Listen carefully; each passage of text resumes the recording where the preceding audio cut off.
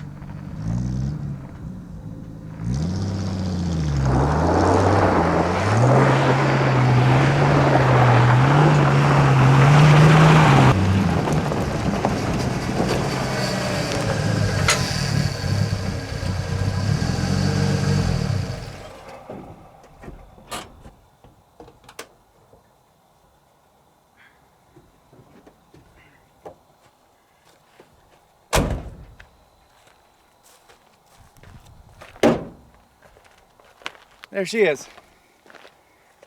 You could probably already hear what motor it's got in it. Let's drink her in, as Vice Grip Garage would say. So here we are. 1985. Bullnose Ford F-150 in all her current glory. It was the neighborhood community militia truck. They were selling it because they don't really use it.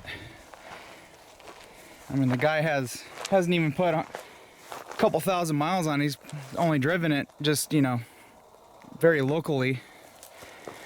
Probably sees like maybe 100 miles in the 6 or 7 years he's owned it. Yeah, she's a beaut. Gotta get the logo stuff off there. It is taking off the rattle can paint, but we might add some camo to it, you know. I know a little bit about this truck based on what I've seen and what I've been told. It is a F-150. It's a 2-wheel drive, of course. And you know me, I always get the standard cab trucks, long bed or short. This one happens to be a long bed, which I'm actually kind of happy with. I do like the long beds. They're pretty useful. I like the short bed for off-road stuff, but But yeah, I picked this up last night, and you know, I've driven it a little bit beforehand, and I liked it. Well, I like the truck. I like how it drove. It's, you know, a very classic feeling Bullnose. It's got some miles on it. It's a little wore out. The interior needs some work. But my dad has been kind of looking around for Bullnose trucks, and when my friend said he's selling this, I'm like, Dad, let's get it. We got it for $700, and we both went halvesies on it, so pretty cool. I think it was worth it because it's got a good frame on it. I've already looked under it. The frame's just got surface rust. No big issues. It's relatively straight. There's hardly any body damage on it. There's a little dingle in the bed in the back, but I'm not too worried about that. It's got a brand new fuel tank, new fuel sender. It's already a 4-speed. It already has a hydraulic clutch, so we have a lot of possibilities for transmission options. And we don't have to convert from an automatic to a manual, so I really am happy about that. It's a non-AC truck.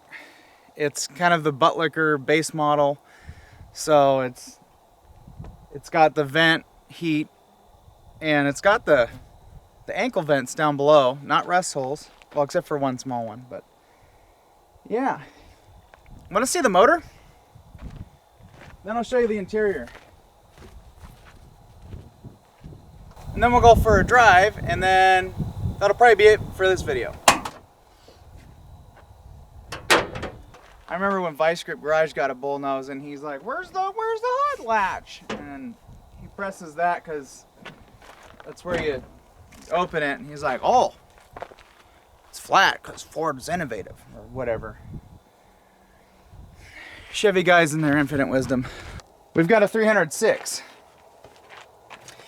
It's an 85, so it's got the feedback, whatchamacallit, computer setup deal in it. It runs.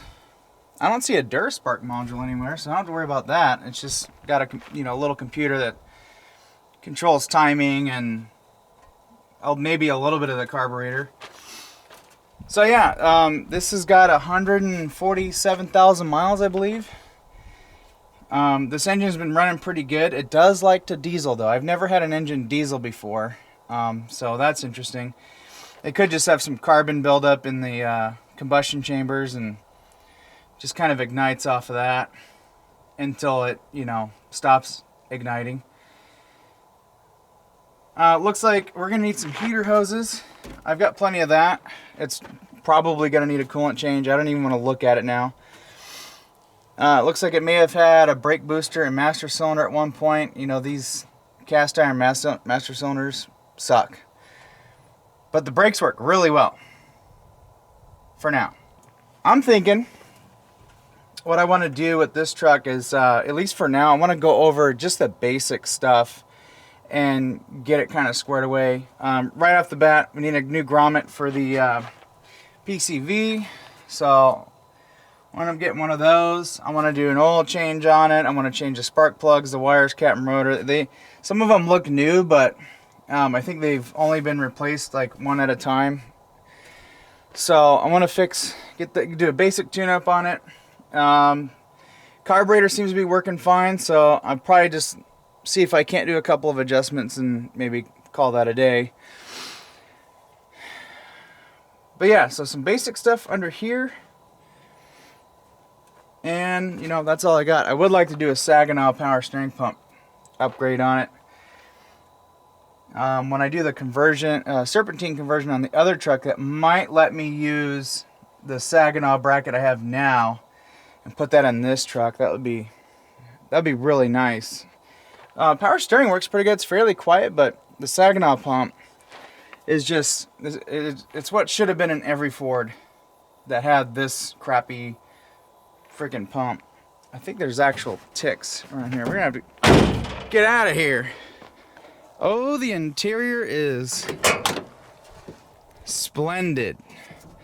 It's got an OBS door panel on it. I'm not a fan.